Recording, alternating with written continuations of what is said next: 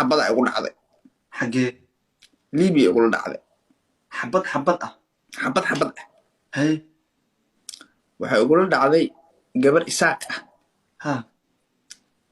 oo la kufsanayo ها oo horteen annagoo 700 qof horteen raba in lagu kufsado هاي ba isu dhigay معناها مقف سجيبة كهر ساكتين مسحبط يد اللود may xabad looma wadin هاي horteena lagu hortaa taabsanay هاي anug yar oo caraba haddaad soo tahriibto kolley waa taqaanaa haddaadan soo tahriibin kolley garan marka maysa wuxuu rabay inuu hortiina kufsado mise inuu kaxaysto cunug maya wallaahi bilaahi tala cunug yar oo ma garanaysaa ii sheeg aniga iga yar ها oo carab ها oo cad ها baa meel marka waana la soo waday liibiya markaan soo galnay safaa la isgeliyaa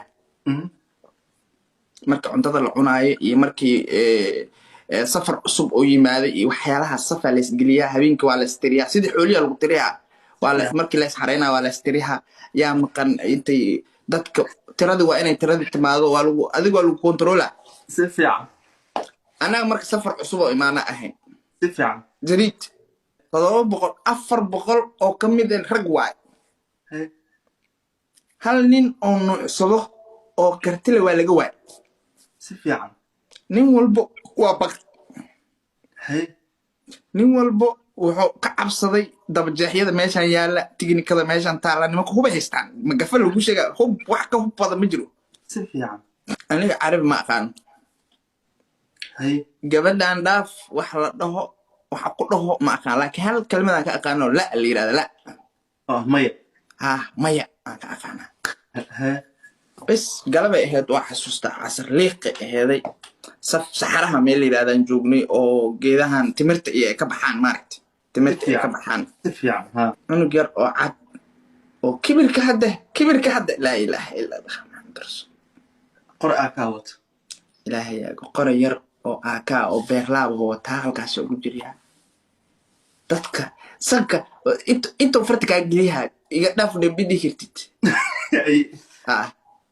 ايش فرت كاجليها يقدر في دات لان حبطه في طالانو gabar qurux badan oo Faaduma la yiraahdo isaaq oo habar jecel ah darmalkaan kula joogta hada warkii waa ala umahay laakiin darmalkii ay soo gashay gabadha ku sarreey gabadha qurux leeyahay very beautiful ma sha ninkan waa ka heli hay kaas ya binti hortayna qorto toqsaday binti oo ku haya baata dhalwa ya aniga been ma kuu sheegay goran istaagay dhiigga ku kacaya marka qof lagu horqasqashaado lagu hordulmiyo maaragtay ya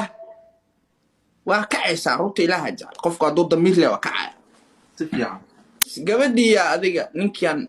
waa soo booday waa istaagay marka istaag meeshuna waa bacaad marka lugta saa u gashataba lugta intaas dhulka waxay gelaysaa bacaad ay gelaysaa si fiican